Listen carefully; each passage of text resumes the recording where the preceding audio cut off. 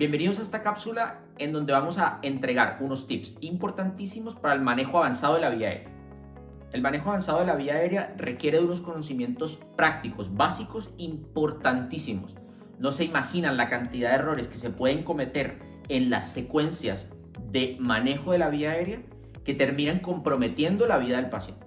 Si ustedes hoy logran entender la secuencia básica que les va a permitir manejar la vía aérea del paciente, lograrán en el reanimador, en situaciones muy complejas, sacar adelante situaciones que pueden ser o pueden parecer muy críticas de manera muy efectiva.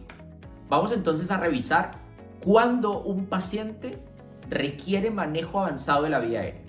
Y aquí pensemos en situaciones que son frecuentes en los reanimadores y que de alguna manera requieren una intervención de la vía aérea. Ejemplos: el paro cardiorrespiratorio, la apnea, la bradipnea y la taquipnea, el trauma maxilofacial severo, el sangrado activo de la vía aérea, el Glasgow menor o igual a 8, el hematoma expansivo del cuello, heridas soplantes en el cuello, la anafilaxia, el edema de la vía aérea, los quemados, quemaduras de la vía aérea. Todas estas situaciones clínicas, en definitiva, hacen que yo tenga que pensar en manejar activamente la vía aérea. El primer paso es muy simple. Debo reconocer esta situación y estas situaciones me hacen pensar que debo manejar activamente la vía aérea. Para ello, debo usar una secuencia. Hay, sin embargo, una excepción en la que probablemente no voy a necesitar de ninguna secuencia especial, sobre todo asistida por fármacos, para manejar la vía aérea de un paciente. Cabe anotar que en el paro cardiorrespiratorio el manejo avanzado de la vía aérea no es mandatorio. Yo puedo tener un paciente ventilando a presión positiva con un dispositivo bolsa válvula máscara o un dispositivo AMBU sin ningún problema por varias horas incluso. En el caso del paro, por supuesto, serán minutos, pero puedo perfectamente ventilarlo sin requerir la ayuda o el manejo activo avanzado de la vía aérea.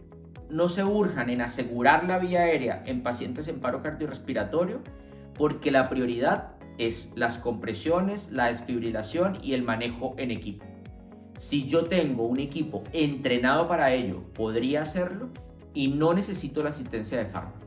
En las otras situaciones clínicas que he mencionado, la secuencia de intubación asistida por fármacos o la secuencia de intubación rápida es mandatoria y es fundamental.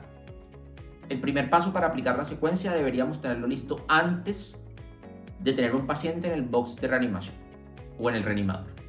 Y es que lo deberíamos tener listo porque deberíamos ir a chequear nuestro equipo con el equipo que va a atender la reanimación o va a atender la situación crítica de emergencia antes de cualquier atención con paciente real.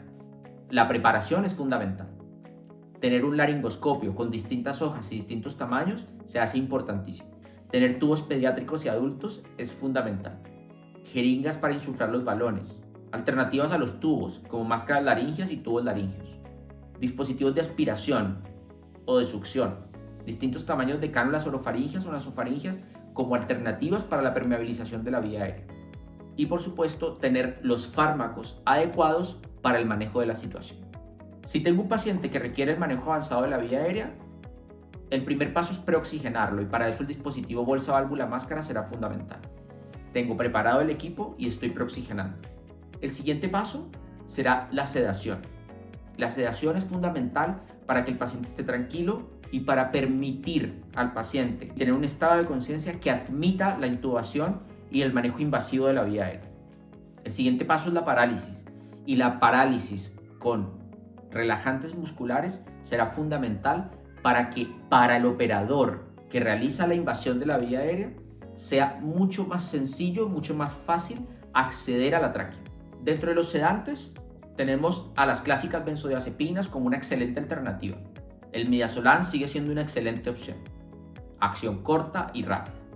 Como alternativas a las benzodiazepinas tenemos al etomidato. El etomidato es un excelente fármaco, sobre todo en situaciones de inestabilidad hemodinámica. No entorpece la hemodinamia y favorece por su corta y rápida acción la situación. La ketamina es una excelente opción en el caso del shock profundo en el paciente hipotenso. Me mejora el estado hemodinámico y me ayuda a mantener al paciente sedado. Y el propofol en casos en que la hemodinamia no está afectada y debo hacer neuroprotección es una excelente opción. Cualquiera de estos sedantes debo combinarlos con un relajante muscular. Los relajantes musculares los podría dividir en dos: despolarizantes y no despolarizantes. En los despolarizantes está la famosísima succinilcolina, un medicamento que tiene una ventaja enorme por sobre los otros: acción muy rápida y muy corta. Me permite tener al paciente en muy pocos segundos listo para la intubación. Los relajantes no despolarizantes como el rocuronio tienen una muy buena acción relajante con tiempos de acción más largos. Si yo tengo dudas sobre si voy a poder o no intubar un paciente, los relajantes musculares despolarizantes son excelentes alternativas por su tiempo de acción corto. Eso me va a garantizar que a la vuelta de unos minutos el efecto haya pasado y yo pueda mantener al paciente ayudándose con su propio patrón respiratorio. Al momento de la intubación, la administración de los fármacos, la laringoscopía y la intubación como tal requieren vigilancia estricta de la hemodinamia y la saturación de oxígeno. Es fundamental que antes de empezar, antes de instrumentar la vía aérea con el laringoscopio, mantenga y vigile la saturación de oxígeno. No debo permitirme intentar un intento de intubación en pacientes desaturados, excepto que la ventilación a presión positiva sea fallida y el paciente vaya a colapsar ventilatoriamente a pesar de mis intentos de administrar presión positivas con un AMBU. La situación homóloga de esto sería algo así como llevar al paciente inestable al escáner. No debo permitirlo. Al momento de escoger el dispositivo que voy a usar, es importantísimo preguntarme cuál es la experiencia de mi equipo. Si yo tengo un equipo experimentado, los tubos orotraqueales están como primera alternativa o primera línea. Recuerden que el tamaño del tubo es muy importante.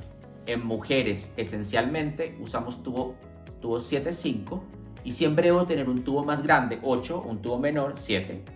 Y en los hombres usamos tubos 8 y siempre debo tener un 8.5 y un 7.5. Tener preparados varios tubos orotraqueales es fundamental para tener alternativas si es que uno se rompe, falla o no puedo intubar. Recuerden que si un tubo orotraqueal se va al esófago, idealmente debo cambiarlo. Una vez tengo el tubo orotraqueal puesto en la tráquea, y para ello la visualización de las cuerdas y la capnografía son fundamentales. La visualización del empañamiento del tubo puede ser un indicador subjetivo, pero definitivamente la capnografía y la visualización de las cuerdas son lo más objetivo. Debo fijar el tubo. La fijación del tubo de una forma muy práctica puedo determinarla multiplicando el tamaño del tubo que usé por 3. Por ejemplo, si usé un tubo de tamaño 7, multiplico por 3, 21, y ese 21 es el número al que voy a fijar el tubo en la arcada dental. Es decir, a 21 centímetros en la arcada dental voy a fijar mi tubo para asegurarme que no está ni monobronquial ni fuera de la laringe. La verificación con la auscultación simétrica es fundamental para darme cuenta si estoy en la tráquea. Si decido no intubar porque no tengo experiencia, porque no pude, porque fracasé o porque no tengo un tubo, la máscara laringe es una excelente alternativa. Su uso es muy simple, se pone muy fácilmente y de alguna manera le ayuda a la gente con menos experiencia a manejar la vía aérea. La máscara laringe es un dispositivo supraglótico. Por tanto, si yo tengo un proceso inflamatorio infraglótico, si yo tengo anafilaxia o quemadura de la vía aérea, debo evitarlas. Los dispositivos supraglóticos como las máscaras laringeas no solo son muy fáciles de usar, sino muy fáciles de seleccionar. Se seleccionan por el peso del paciente, por el peso estimado del paciente. Las más usadas, 4, 5 y 6, son máscaras laringeas que voy a usar en pacientes entre los 50 y 100 kilos.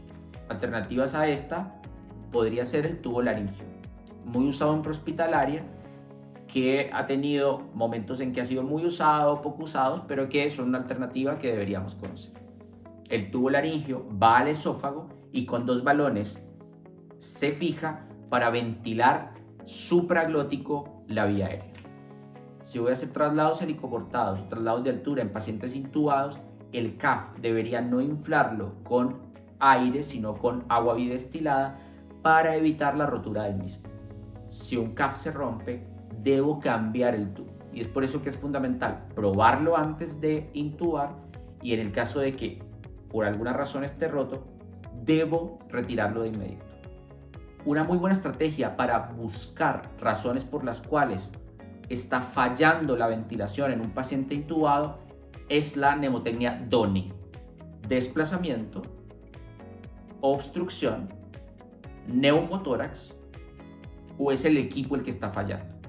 Si yo tengo un paciente que está intubado y desatura súbitamente, buscar estas 4 causas puede ayudarme a identificar la razón y a corregirla rápidamente. Vayan a revisar las otras actividades que están muy interesantes para recordar y fijar estos conceptos.